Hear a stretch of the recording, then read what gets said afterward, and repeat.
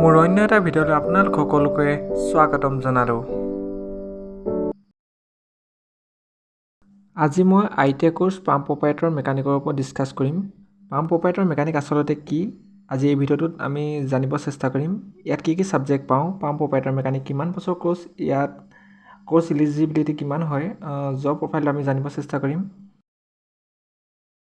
আপোনালোকৰ ডাউট থাকে যে কিছুমানৰ আচলতে ITI কি, কিন্তু আজি আমি অকল ITI পাম্প অপাৰেটৰ মেকানিকৰ বিষয়ে জানিব চেষ্টা কৰিম। পাম্প অপাৰেটৰ মেকানিক এটা ভকেশ্যনেল ট্ৰেড কোৰ্ছ হয়। ইয়াত আমি পাম্পৰ বিষয়ে বহুত কথা শিকিব পাৰোঁ, যেনে পাম্প ডেমেজ হ'লে কেনেকৈ ভাল কৰা হয়। ইয়াৰ লগতে আমি মেচিনবিলাকৰ ওপৰতো বহুত জ্ঞান পাওঁ।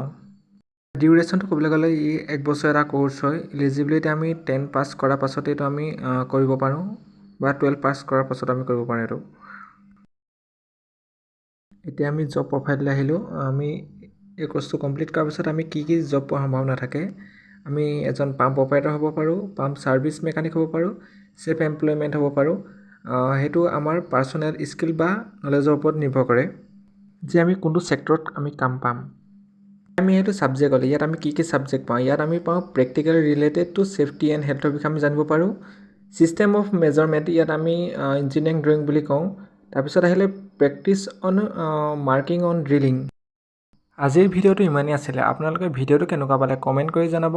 ভাল পালে লাইক কৰিব এণ্ড শ্বেয়াৰ কৰি দিব ভিডিঅ'টো।